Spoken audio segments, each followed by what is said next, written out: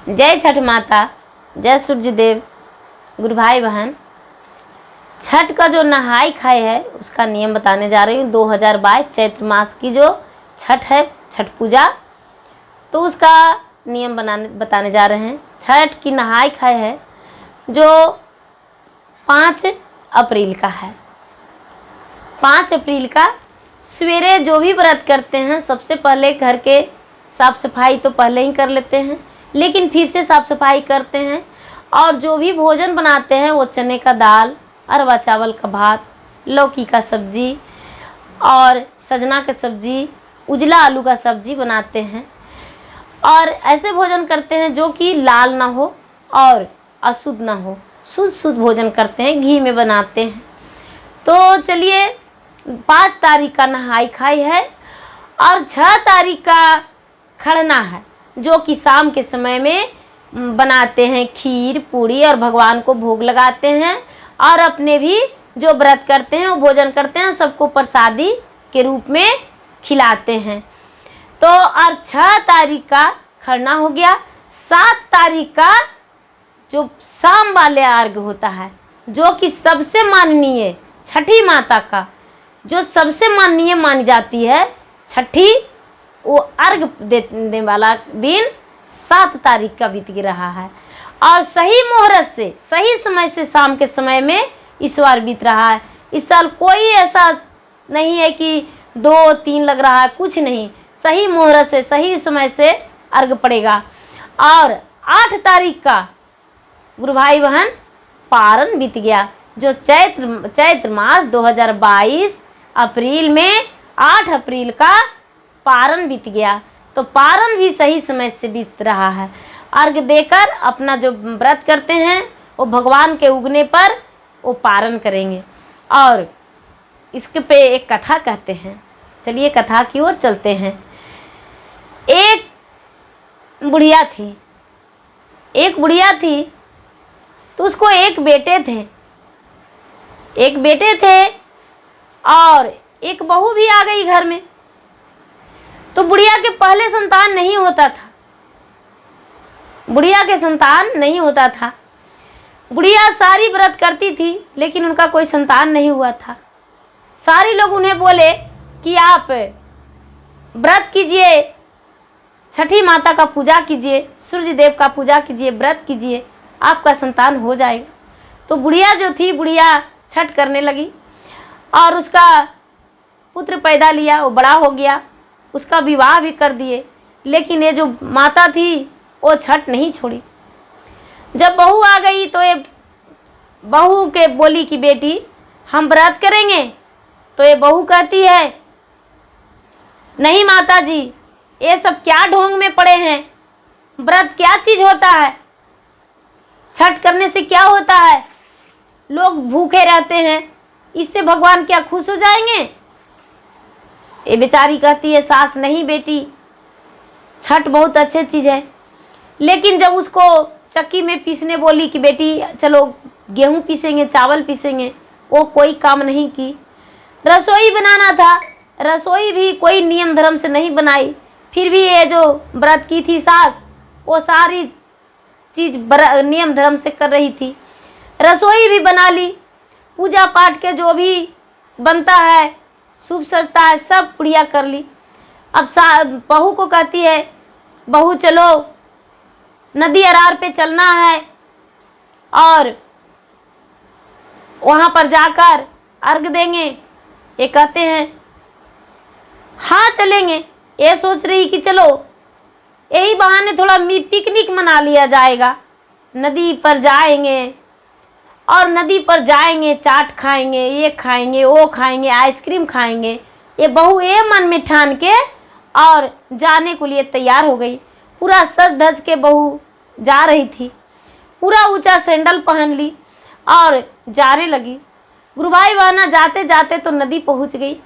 ये जो सास थी, सास तो व्रत में थी, बेटा उसी जगह पर रहे। बेटा हर बार माँ के सेवा में लगा रहता था, तो उस बार भी माँ के सेवा में ही था। और माँ जो थी, माँ नदी में हेल गई स्नान करने के लिए।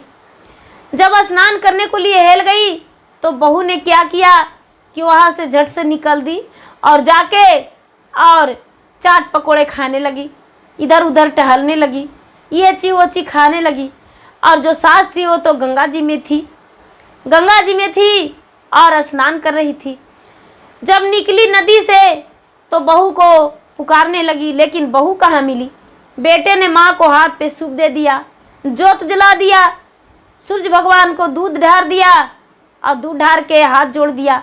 माँ ने अर्घ दे ली, अर्घ देकर और अरार पे आ गई। माँ ने पूजा कर ली, लेकिन बहू का कोई अता पता नहीं था। बेटे ने सूप उतार के धर दिया और माँ पूजा कर ली। जब जाने का समय हुआ तो बेटे ने इधर उधर ढूंढने लगा अपने पत्नी को। जब उसका पति ढूंढने लगा अपने पत्नी को तो देखा कि ये तो चाट पकोड़े खा रही है।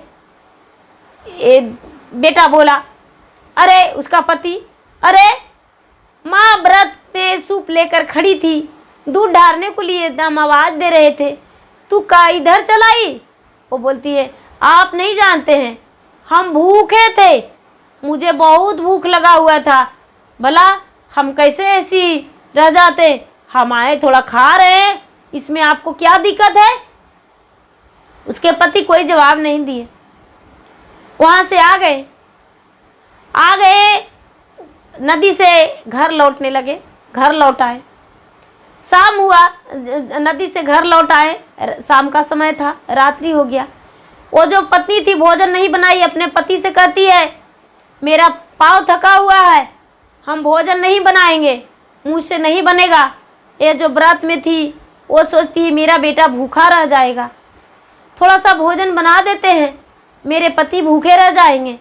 वो बेचारी उपवास में थी, उसके बाद भी भोजन बनाई और भोजन बनाकर अपने बेटे को और पति को भोजन करा दी। इसका पति और बेटे दोनों भोजन कर लिए। उपवास में थी, भगवान के ध्यान में भी थी, लेकिन फिर भी वो भोजन बनाकर और खिला दी।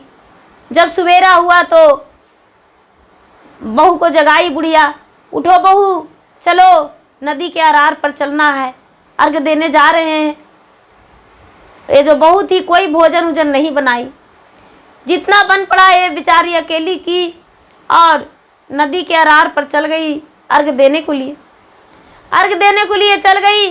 फिर से स्नान करने को लिए चली गई और जाकर स्नान करने लगी। स्नान करके आई, ये जो बेटा था सूप दे दिया हाथ पे, ये बेचारी अर्घ देने को लिए खड़ी हो गई। ये जो बहू थी वो फिर चाट पकोड़ा खाने चली गई, आइसक्रीम खाने चली गई। और ये जो बुढ़िया थी अर्घ देकर बाहर निकली और बेटा गंगा जी में हिल गया। गंगा जी में घूटी परवानी में डूबने लगा बेटा डूबने लगा, धीरे धीरे बेटा डूब गया। वहाँ पर पूरा घाट पे हल्ला उठ गया। बुढ़िया का बेटा गंगा जी में डूब गया, बुढ़िया का बेटा नदी में डूब गया। बुढ़िया जो थी धूप जला रही थी, बहू चाट पकोड़े खा रही थी। बेचारी बुढ़िया जो थी वो बुढ़िया हाथ जोड़ के और रोने लगी, अरार पर रही, भगवान के ध्यान में रही कि हे भगवान भोलेनाथ, मेरा तो एक ही पुत्र था, मेरा पुत्र को छीन लिए आप, हम घर नहीं जाएंगे। बहुत सारे लोग जो थे कुछ चलाए और कुछ वहीं पे रह गए कि नहीं ये अनर्थ हो गया है, घर नहीं जाएंगे, माता को जीवन लौटाना होगा बुढ़िया को, पुत्र को। लेकिन बुढ़िया के बहू जो थी उसका हरकत कोई नहीं जान रहा था।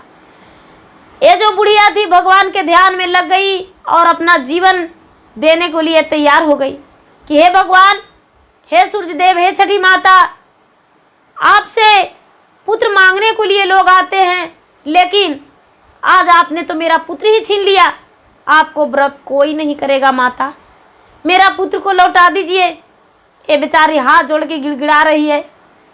जब दूसरा दिन बीत गया, तीसरा दिन बीत गया तो बेटा उसी जल में से निकला, स्नान करने को लिए हेला था, स्नान करते निकला। ये जो बहू थी सारी दोष दे रही थी अपने सास को कि तू ही छठ करके और मेरे पति को मार डाली, मेरे पति को मार डाली, मेरा सास ने मेरे पति को मार डाली। उसका रट यही था। बेटे ने निकला, माँ को बोला माँ तू रो रही हो, हम तो गंगा जी में स्नान कर रहे थे। माँ बोली बेटा तूने तो डूब गया था, हम तो सारे लोग अर्घ देकर चले गए हैं, 2-4 मेरे साथ बैठे हुए हैं। बेटा तेरा तो एक नया जन्म हुआ है। बेटा बोला नहीं माँ, हम स्नान करके ही निकल रहे हैं। उसी क्षण माता छठी एक बालक के रूप में आए, बालक के रूप में आए और कहते हैं बुढ़िया से, अरे तेरा पुण्य के ये प्राप्ति फल मिला है, तेरा पुत्र लौट गया है, जीवन दान मिल गया है। तेरा बहू ने घोर अपमान की है, शाम का समय में भी ये अर्घ देते समय ये पूरा जाके जूठा की है और खा ली है, तामसी भोजन खा लिया है, सब कुछ खा लिया है। और इस वक्त भी तूने अर्घ देने के लिए तैयारी कर रही थी और भोजन कर रही थी। इसी कारण, इसका अपमानित करने के कारण इसका पति जो था नदी में डूब गया था, और तेरा पूजा पाठ के कारण तेरा पुत्र जो है वो वापस आ गया, तो ये इसका जीवन दान हमने लौटाए हैं। ये कहते हैं माता, बूढ़ी माता, तो आप कौन हैं? कहते हैं हम छठी हैं, हम छठी हैं और तुम्हें यही चेतावनी देने को लिए आए हैं। ये जो बहू हाथ जोड़ के कहती है कि आज दिन से हम व्रत करेंगे, हम भी छठ व्रत करेंगे, हम भी उपास रहेंगे, कभी ऐसा गलती दोबारा नहीं करेंगे। और उस दिन से बहू भी माता छठी का मान ली और छठी को मान के और व्रत करने लगी, और वो भी उपास रहने लगी और सूर्य भगवान के मानने लगी, पूजा पाठ करने लगी। तो गुरु भाई बहना, जो जैसा करते हैं वैसा पाते हैं, लेकिन छठी माता को कभी अपमानित नहीं करना चाहिए। छठी माता हैं जो सबसे बड़ी है और इनका मान है, पूरे मान सम्मान पूरे देश में मिलता है। और इनका जो छठ व्रत जो होती है पूरा देश में लोग करते हैं। तो गुरु भाई बहना, मेरा वीडियो अच्छा लगे तो इसे लाइक कीजिए, शेयर कीजिए, सब्सक्राइब कीजिए। धन्यवाद। हर हर महादेव, घर घर महादेव।